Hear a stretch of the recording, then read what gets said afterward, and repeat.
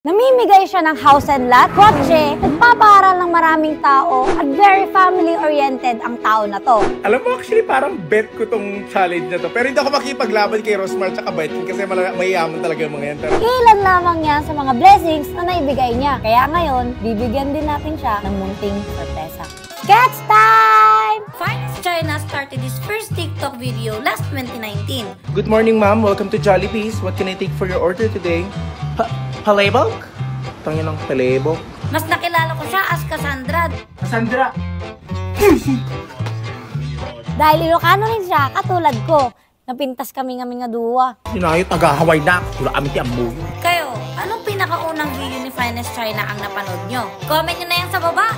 Up until now, people is questioning her work, her money, at yung mga bagay na meron siya. Ginawa ba namang CR yung Amerika, tapos Pilipinas? And now, she gained 1.3 million followers on Facebook and almost 2 million followers on TikTok. Dahil yan sa mga pinapamigay niya na kung ano-ano sa strangers. Kaya i-follow mo na siya, okay? Color time! Sinimulan ko na nga ang pagkukulay at eto na naman tayo magpapaluto sa araw. Maya-maya lang nangawit na yung katawan ko. Pagod na ako. Tara, hanap muna tayo ng mga nakafollow sa kanya. At pag nakafollow sa kanya, may free sketch sa akin. Tara. Nakafollow ka ba kay Finest China? Opo.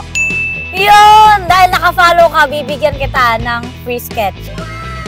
Nakafollow ka ba kay Finest China? Yeah.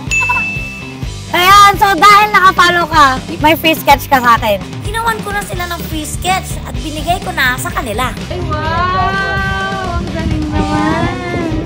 Thank you po! Follow Finest China! Tumungo rin kami sa mall para magtanong. Kilala niyo po si Finest China? Oo. Yan, follow mo na yan, kuya, follow mo na. Naka-follow ka po ba kay Finest China? Ay, hindi daw, sayang. Wala na, tumakbo. Meron lang po akong tanong sa inyo. Kilala niyo po ba si Finest China? Hindi mo yaman sa TikTok. Pag naka-follow ka sa kanya, mayroon kang free sketch galing kay Artea. Wala, hindi. Kilala ko si Finest China. At dahil hindi sila nakafollow, pinafollow na namin sila. Follow Finest China! Naka-follow ba kayo ngayon? Okay, Finest China? Hindi po. Ay, baka ikaw, naka-follow ka din. Follow Finest China. Ano, naka-follow ba kayo kay Finest China? Hindi mo ba? Hindi rin siya kilala ng mga bata, kaya pinalo na rin nila. Diba? Ayun, follow mo na. Yes. Ayun mo na yung follow. Follow Finest China!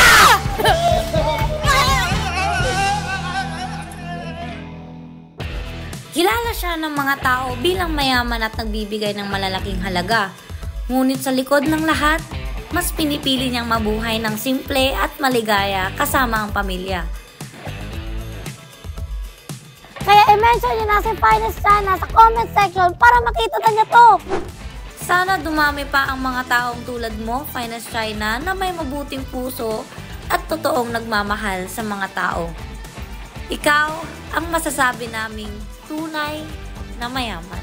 Finest China, I challenge you! Magcho-chokart ako sa harap ng bahay niyo! Pero sa Hawaii.